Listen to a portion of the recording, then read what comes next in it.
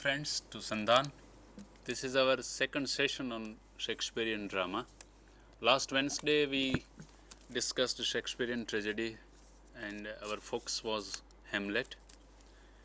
This Wednesday again we have with us Professor T.J. Purani. He is a very senior teacher. Last week he talked about Hamlet and Shakespearean tragedy. This week he is going to talk about Shakespearean comedy, especially A Midsummer Night's Dream. Shakespeare wrote many comedies. A Midsummer Night's Dream is one of his early comedies and very aptly represents the very nature of Elizabethan romantic comedy. It is a fit representative of that genre that we know as Elizabethan romantic comedy. This is going to be a special talk on Shakespearean comedy and A Midsummer Night's Dream. And if you have any questions regarding this, regarding Shakespearean comedy or A Midsummer Night's Dream, you can call us at any time. Now we begin with our talk about Shakespearean comedy. Welcome, sir, to this special program on Shakespearean comedy. Welcome to Sandhan. Good morning, viewers. Yeah, good morning to all. And we begin with the general idea of the elements of Shakespearean comedy. What is this term Shakespearean comedy? Does it denote a particular genre, or are there comedies, Shakespearean comedies as such? We will have a look at the slide also, which tells us about the elements of Shakespearean comedy, and you can throw some light on these elements. Oh yes. Ketan bhai, as we know, last week was on Hamlet. Yeah. And from the world of a Shakespearean tragedy, we gravitate to the world which is completely different from the world of tragedy. A Shakespearean comedy is a judicious mix of love, of romance, of laughter, of fantasy and imagination. Here, A Midsummer Night's Dream is a typical Shakespearean comedy. I would begin with an anecdote which I read somewhere, that when one of the comedies of Shakespeare was being enacted on the stage, a young boy during the interval of the performance commented, "I wish it was a Midsummer Night's Dream." This explains the perennial popularity of A Midsummer Night's Dream as a comedy. And remember, it was in the midst of winter of 1595 and 96 that Shakespeare visualized an ideal summer and composed A Midsummer Night's Dream. It is a very short play, but extremely entertaining. Nothing before this play can equal this play, and nothing afterwards has surpassed A Midsummer Night's Dream as a comedy. It is a masterpiece, as some of the critics have described the play, a play of great originality and power. Ketan bhai, as we know, that most of the Shakespearean plots have been borrowed.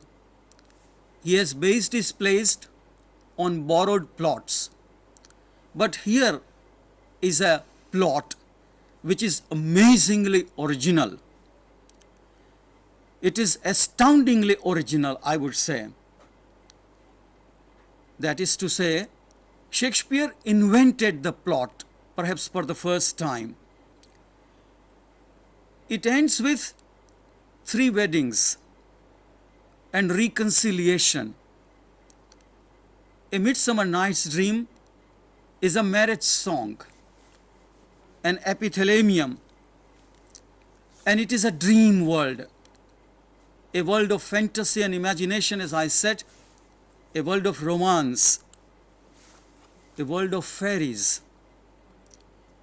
And Bottom's dream world, because to my mind, Bottom is the protagonist in the play. Shakespeare's comic genius, viewers remember, is never satirical. He laughs at the follies of the world. He pricks the bubble of vanity, of affectation, but he is never bitter, as some of the other writers of comedies have been. He is concerned with imagination, and it is all about love. The major theme of all Shakespearean comedies is love. And when we talk about love, where reason ends, rationality gets lost. The thin line which demarcates rationality and irrationality ends in a Shakespearean comedy. And another important thing, that the women characters in comedies outshine the male characters, whether it is Rosalind, Viola, Beatrice, or our own Helena and Hermia to an extent also. In a Shakespearean comedy, there are entanglements, there are obstacles. For as Shakespeare says in the play, the path of true love never did run smooth. And remember one thing, young viewers especially, if the path of true love did run smooth, then you will lose the savor of love. So here also, there are obstacles and entanglements, there are problems and difficulties. But at the end of it, they are all overcome. The entanglements are untangled, and ultimately all is well that ends well. Shakespearean comedy is a celebration of happiness, of harmony, of reconciliation. Shakespeare believes that love is an alchemy, and true love ultimately triumphs. It brings about order in an otherwise disordered world. If there is disharmony, it can be resolved through love.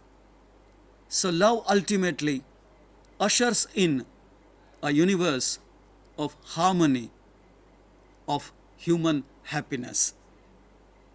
And therefore, in a Shakespearean comedies, villains have no place, as we find them in tragedies.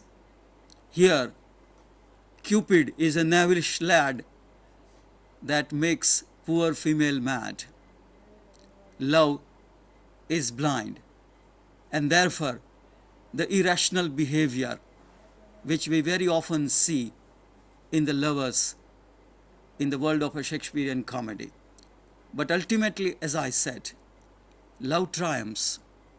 All impediments are overcome, and there is happiness and harmony. This, to my mind, is the world of a Shakespearean comedy. Yeah, rightly, sir. You rightly observed. I'll quickly recap whatever you said, and it is there on the slide also, so that our young students can take down the points if they like. It Certainly. is shown there on the slide. There is a greater emphasis on situations than characters. That is to say, the comedy is situational, and True. characters do not have much scope. Some of the characters appear to be mere masks. That Right. that has come down from the tradition of But, miracle and morality plays. But I would interrupt you, Ketan Bhai, here and say that if you look at the characters in A Midsummer Night's Dream, Yeah.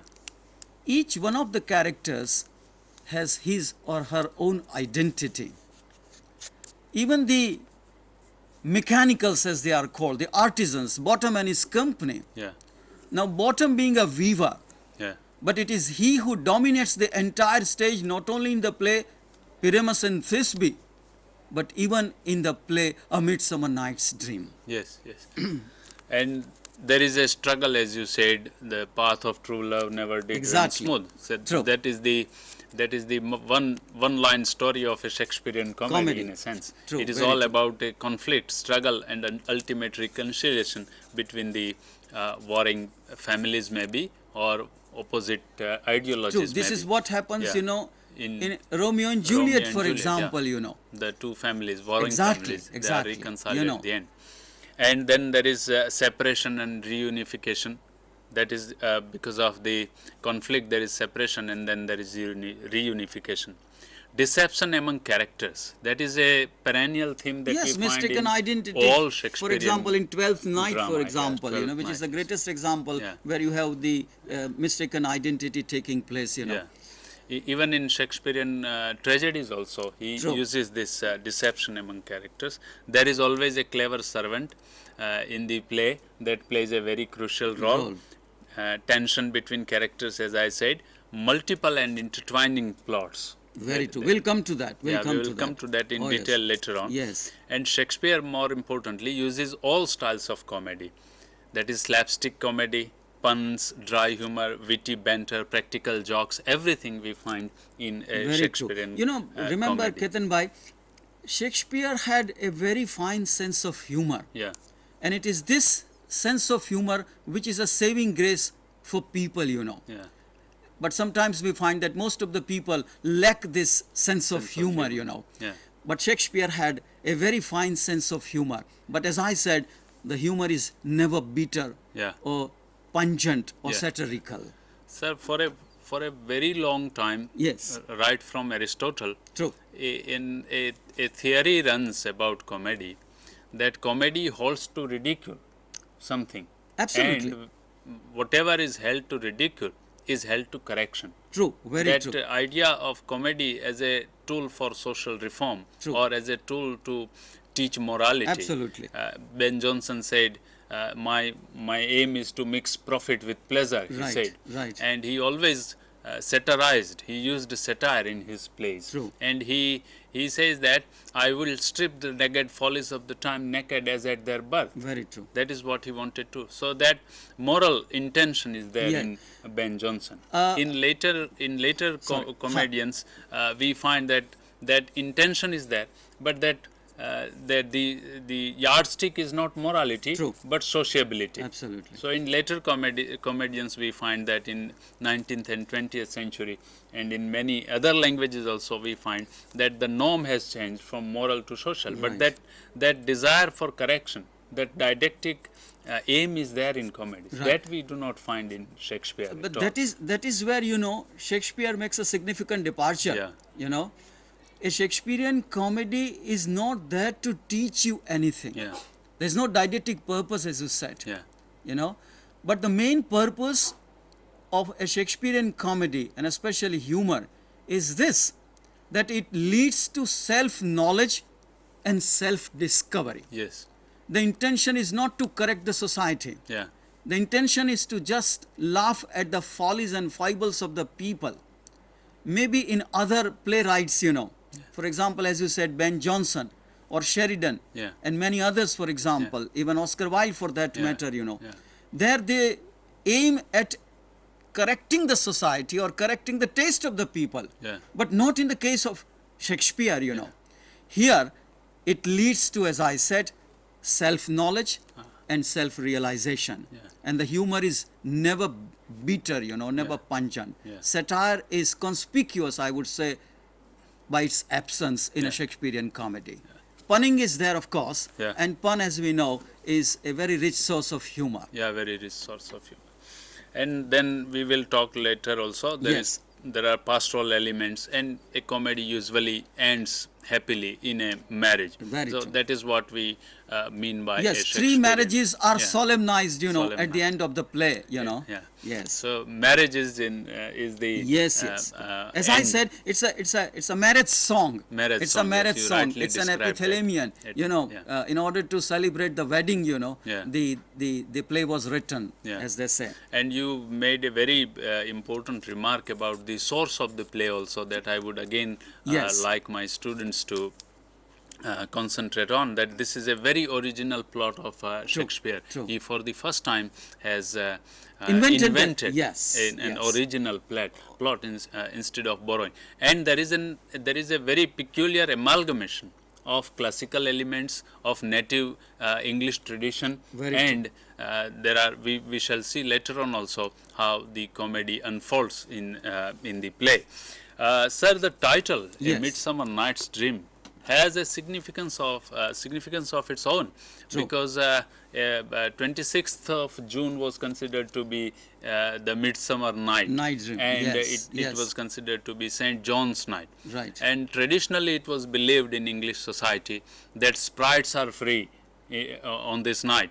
Fairies and sprites and angels, they move around. Yeah, the and they- supernaturals, Yeah, the supernaturals. Very They played prank on people, and they were very powerful on this night. So there was a strong belief in this, True. in the existence of supernatural elements, as well as in their prevalence, in their power. Very true. Especially on a midsummer Night's midsummer dream, night. yes. So this title must have appealed to Elizabethan audience Oh, in yes. a very significant way, Very true. and in a way different in the sense we perceive Very the true. title Very to be. true. Very true.